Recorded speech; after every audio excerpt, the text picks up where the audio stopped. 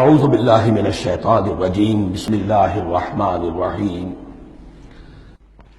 وَإِذْ قُلْنَا ادْخُلُوا هَٰذِهِ الْقَرْيَةَ فَكُلُوا مِنْهَا حَيْثُ شِئْتُمْ رَغَدًا وَادْخُلُوا الْبَابَ سُجَّدًا وَقُولُوا حِطَّةٌ نَغْفِرْ لَكُمْ خَطَايَاكُمْ۔ اور یاد کرو جب کہ ہم نے تم سے کہا تھا اس شہر میں داخل ہو جاؤ اور پھر کھاؤ اس میں سے بافراغت جہاں سے چاہو جو چاہو، لیکن دیکھنا دروازے میں داخل ہونا جھک کر اور کہتے رہنا مغفرت مغفرت مغفرت، ہم تمہاری خطاؤں سے درگزر فرمائیں گے۔ اس آیت کو سمجھنے کے لیے ذرا تاریخی بات سمجھ لیجئے۔ صحرائے سینا میں آنے کے بعد اور یہ جو کتاب تورات انہیں مل گئی تھی، اس کے بعد حضرت موسیٰ علیہ السلام کے ہی زمانے میں انہیں جہاد اور قتال کا حکم ہوا۔ اس سے پوری قوم نے انکار کر دیا، یہ سورہ مائدہ میں آئے گا۔ اس پر اللہ تعالیٰ نے ایک سزا مسلط کر دی ان پر کہ 40 برس تک کسی صحرا میں بھٹکتے پھریں گے۔ اگر یہ ابھی قتال کرتے جہاد کرتے تو پورا فلسطین ان کے ہاتھ پر ابھی فتح کرا دیتے، لیکن چونکہ انہوں نے بزدلی دکھائی ہے، اب سزا یہ ہے فَإِنَّهَا مُحَرَّمَةٌ عَلَيْهِمْ 40 سَنَةً يَتِيهُونَ فِي الْأَرْضِ۔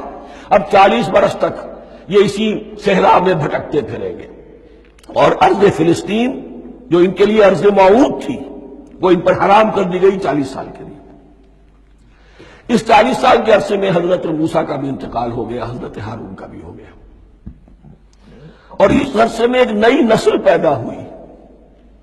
وہ جو غلامی کا داغ اٹھائے ہوئی نسل آئی تھی مصر سے، جن کے اندر مورل کیریکٹر جو ہے وہ بہت کمزور ہو جاتا ہے، وہ پوری نسل ختم ہو گئی۔ نئی نسل اب پیدا ہوئی، 40 برس صحرا میں پیدا ہوئے، یہی پلے بڑھے، ان میں اب ایک جذبہ تھا۔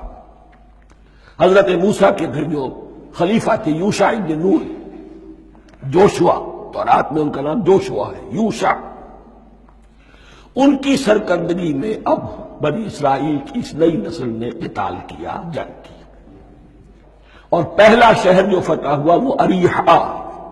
آج بھی وہ شہر جو ہے جیریکو جو آپ دیکھتے ہیں خبروں کے اندر آتا ہے بار بار، اریحا اس کا پرانا نام ہے، یہ شہر فتح ہوا۔ اس فتح کی بات کا تذکرہ ہو رہا ہے۔ یاد کرو جب کہ ہم نے تم سے کہا تھا اس بستی میں، اس شہر میں داخل ہو جاؤ فاتحانہ، اور پھر جو کچھ یہاں ہے، جو نعمتیں ہیں ان سے متمتع ہو، کھاؤ پیو، لیکن داخل ہونا سجدہ کرتے ہوئے، مراد کیا، جھک کر، یعنی ایسا نہ ہو کہ تکبر کی وجہ سے تمہاری گردنیں اکڑ جائیں، گردنیں جھکا کر اللہ کا احسان مانو، یہ نہ سمجھو کہ یہ فتح تم نے حاصل کی۔ اس کی تفسیر اصل میں نظر آتی ہے حضور کی شخصیت میں، کہ جب فتح مکہ کے موقع پر مکے میں داخل ہوئے ہیں تو جس سواری پر آپ بیٹھے ہوئے تھے، آپ کی پیشانی اس کی گردن کے ساتھ جڑی ہوئی تھی۔ یہ وقت ہوتا ہے جب کہ تکبر اور تعالی، فاتح کی حیثیت سے آنا، اور بندہ مومن کے لیے یہی وقت ہے تواضع کا، جھکنے کا۔ وَقُولُوا حِطَّةٌ، حتیٰ یہود تو کہتے ہیں جھاڑ دینے کو، تو اس کے معنی کیا ہے، اے اللہ ہمارے گناہ جھاڑ دے، مغفرت، اے اللہ ہمیں مغفرت، ہماری مغفرت فرما، جو خطائیں ہو گئی بخش دے۔ قولوا حِطَّةٌ، تمہاری زبان پر استغفار ہونا چاہیے، تمہاری گردنیں جھکی ہوئی ہونی چاہیے۔ نغفر لکم خطایاکم، اگر تم اس پر عمل کرو گے ہم تمہاری خطائیں جو ہیں انہیں معاف فرما دیں گے۔ وسنزید المحسنین، اور جو تم میں محسن ہوں گے انہیں اور بھی زیادہ دیں گے، اور انعام و اکرام آئیں گے۔ فبدل الذین ظلموا قولا غیر الذی قیل لہم، تو ان میں سے جو ظالم تھے، جو بد کردار تھے، انہوں نے بدل دیا، ایک اور قول اختیار کر لیا اس قول کی جگہ جو انہیں کہا گیا تھا حتہ حتہ، انہوں نے کہنا شروع کیا ہنتا ہنتا، ہمیں تو گیہوں چاہیے گیہوں چاہیے۔ یہ بعد میں ابھی آ جائے گا اگلے رکوع کے اندر، کہ من و سلوہ سے ان کی طبیعتیں بھر گئی تھی ایک ہی چیز کھا کھا کے۔ اب وہ کہہ رہے تھے کوئی چیز ہمیں جو ہے زمین کی روئندگی میں سے، پیداوار میں سے، تو وہ ان کے زبان پر انہوں نے مذاق اڑاتے ہوئے گویا کہ حضرت موسیٰ علیہ السلام کے ذریعے سے حکم ملا ہے، استہزاء کر رہے ہیں، حطۃ کی بجائے حنطۃ۔ فانزلنا علی الذین ظلموا رجزا من السماء بما كانوا یفسقون، تو جن لوگوں نے یہ حرکت کی تھی ان پر ہم نے آسمان سے ایک بہت بڑا عذاب نازل کیا۔ تورات سے معلوم ہوتا ہے کہ پلیگ آئی اور جنہوں نے یہ حرکت کی تھی وہ سب کے سب ہلاک ہو گئے یریکو کے اندر، بما کانوا یفسقون، بسبب اس نافرمانی کے جو انہوں نے کی۔ وَإِذِ اسْتَسْقَىٰ مُوسَىٰ لِقَوْمِهِ فَقُلْنَا اضْرِب بِّعَصَاكَ الْحَجَرَ۔ اب یہ پھر صحرائے سینا کا واقعات آ رہے ہیں، ان میں ترتیب زمانی نہیں ہے، اور یہاں کی فتح جو ہے حضرت موسیٰ کے بعد ہے، لیکن اب یہاں پہ پھر ابھی وہ جو صحرائے تیہ میں جب بھٹک رہے تھے پھر اس کا ذکر ہے۔ وَإِذِ اسْتَسْقَىٰ مُوسَىٰ لِقَوْمِهِ فَقُلْنَا اضْرِب بِّعَصَاكَ الْحَجَرَ، اور جب کہ موسیٰ کی قوم نے موسیٰ سے پانی طلب کیا۔ اب صحرا میں آپ کو معلوم ہے جہاں پڑاؤ تھا اب وہاں پانی نہیں ہے، 6 لاکھ ہو 7 لاکھ ہو کتنے افراد ہو، پانی چاہیے تھا۔ وَإِذِ اسْتَسْقَىٰ مُوسَىٰ لِقَوْمِهِ فَقُلْنَا اضْرِب بِّعَصَاكَ الْحَجَرَ، تو ہم نے کہا کہ اپنے عصا سے ضرب لگاؤ چٹان، فَانْفَجَرَتْ مِنْهُ اثْنَتَا عَشْرَةَ عَيْنًا، تو اس سے 12 چشمے پھوٹ بہے۔ فجر کہتے ہیں کسی شے کے پھٹ کر کوئی چیز برآمد ہو۔ فجر جو ہوتی ہے، فجر کا وقت رات کی تاریکی کا پردہ چاک ہوتا ہے اور سپیدہ سحر نمودار ہوتا ہے۔ فَانْفَجَرَتْ مِنْهُ اثْنَتَا عَشْرَةَ عَيْنًا، تو 12 چشمے پھوٹ بہے۔ قَدْ عَلِمَ كُلُّ أُنَاسٍ مَشْرَبَهُمْ، یہاں اناس سے کیا مراد ہے؟ ہر قبیلہ، ہر قبیلے نے اپنا گھاٹ معین کر لیا۔ 12 قبیلے تھے، اگر علیحدہ علیحدہ نہ ہوتا معاملہ، 12 چشمے اسی لیے دیے گئے کہ لڑے نہ جھگڑے نہ۔ پانی تو بہت بڑی چیز ہے، کہیں پانی پینے پلانے پہ جھگڑا اور کہیں گھوڑا آگے بڑھانے پہ جھگڑا، یہ تو قبائلی زندگی کے اندر ہوتی چیزیں۔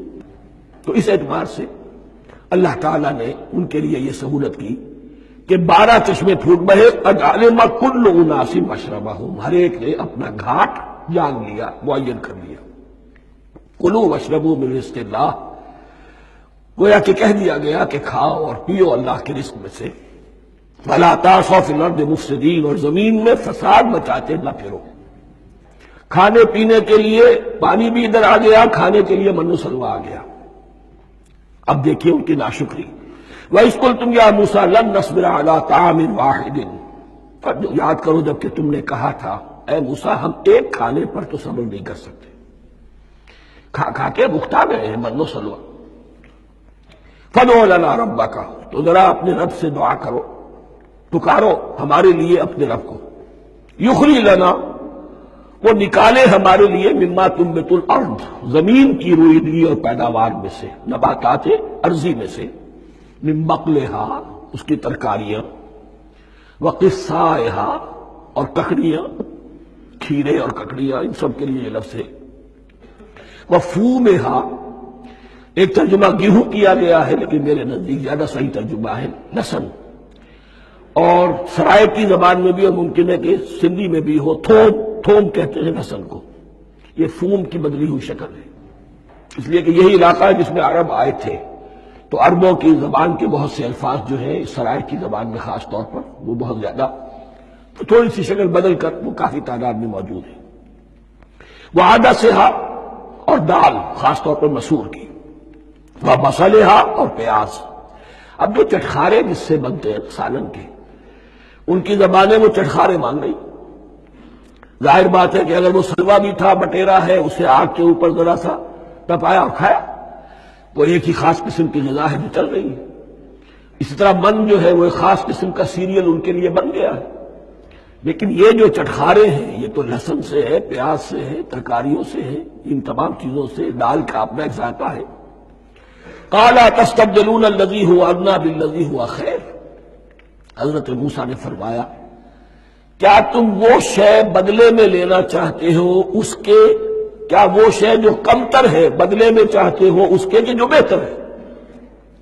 من و سلوہ کہیں بہتر ہے اللہ کی طرف سے تمہیں دیا گیا ہے، تم اس سے تمہارا جی بھر گیا ہے، اس کو ہاتھ سے دے کر چاہتے ہو کہ یہ ادنا چیزیں تمہیں ملے۔ اہبطوا مصرا، اب یہ لفظ آ گیا اہبطوا، اب ظاہر بات ہے یہ آسمان سے زمین پر اترنے کے لیے لفظ نہیں ہے اہبطوا، یہاں اس کا ترجمہ صحیح ہوگا سیٹل ڈاؤن سم ویئر۔ اگر زمین کی یہ چیزیں چاہیے تو کہیں سیٹل ہو جاؤ اور کاشت کرو، بیج ڈالو، آبیاری کرو، یہ ساری چیزیں تمہیں مل جاتی۔ اہبطوا مصر، کہیں سیٹل ڈاؤن ہو جاؤ، کہیں اتر پڑو کسی بستی میں، کسی علاقے میں، فإن لکم ما سألتم، تمہیں مل جائے گا جو کچھ کہ تم نے مانگا۔ وَضُرِبَتْ عَلَيْهِمُ الذِّلَّةُ وَالْمَسْكَنَةُ وَبَاءُوا بِغَضَبٍ مِّنَ اللَّهِ۔ اب یہ ہے ان کی وہ خباثتیں، ان کے وہ ناشکریاں، ان کی وہ معصیتیں، ان پر جو آخری حکم دیا جا رہا ہے، جو اگر آپ برا نہ مانے تو میں عرض کروں گا، آج یہود پر اتنا اپلیکیبل نہیں ہے جتنا مسلمانوں پر ہے۔ ضربت علیہم الذلۃ والمسکنۃ وباؤوا بغضب من اللہ۔ ذلت اور مسکنت، کم ہمتی ان پر تھوپ دی گئی۔ ضربت علیہم، it was heaped upon them. The humiliation was heaped upon them. ضربت علیہم الذلۃ والمسکنۃ وباؤوا بغضب من اللہ، اور وہ اللہ کا غضب لے کر لوٹے۔ وہی امت جس کے بارے میں فرمایا وَأَنِّي فَضَّلْتُكُمْ عَلَى الْعَالَمِينَ، اسی امت کا پھر یہ حشر ہوا۔ کیوں ہوا؟ نافرمانی۔ تمہیں کتاب دی تھی کہ تم پیروی کرو، تمہیں کتاب دی تھی کہ اسے قائم کرو۔ وَلَوْ أَنَّ أَهْلَ الْكِتَابِ أَقَامُوا التَّوْرَاةَ وَالْإِنْجِيلَ وَمَا أُنزِلَ إِلَيْهِم مِّن رَّبِّهِمْ لَأَكَلُوا مِن فَوْقِهِمْ وَمِن تَحْتِ أَرْجُلِهِمْ۔ اگر یہ تورات اور انجیل کو قائم کرتے، نافذ کرتے، تو نعمتیں زمین بھی اگلتی، ان کے قدموں کے نیچے سے نعمتیں جو ہیں وہ پھوٹتی، اور ان کے سروں کے اوپر سے بھی بارش ہوتی نعمتوں کی۔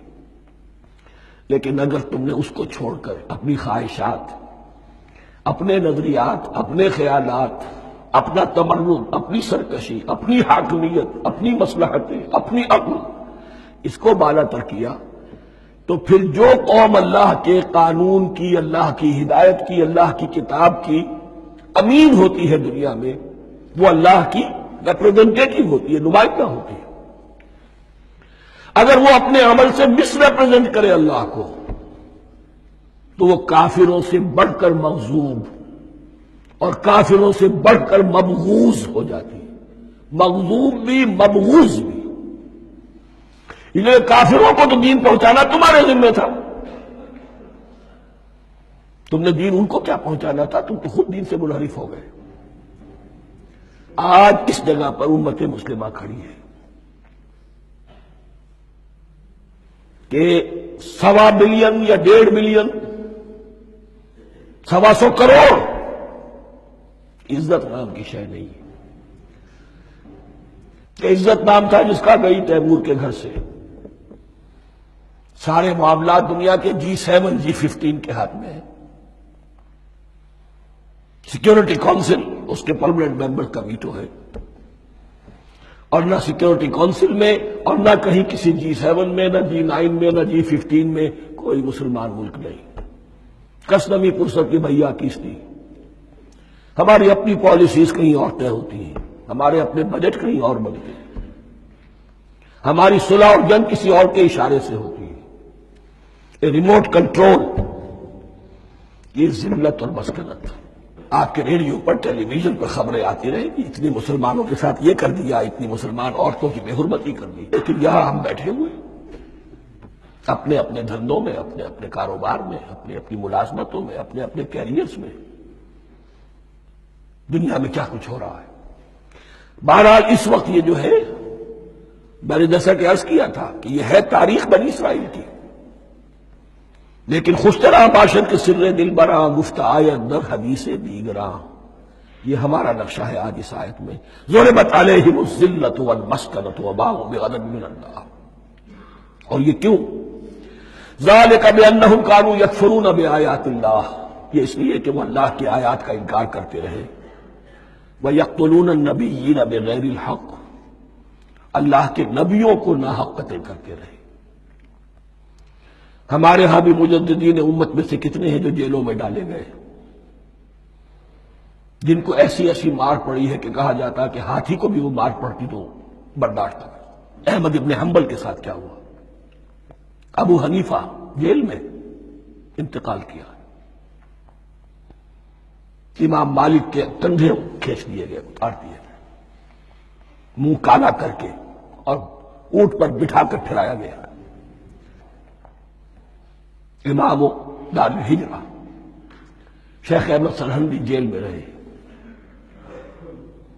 سید احمد بریلوی اور ان کے ساتھیوں کو خود مسلمانوں نے تہہ تیغ کیا ہے.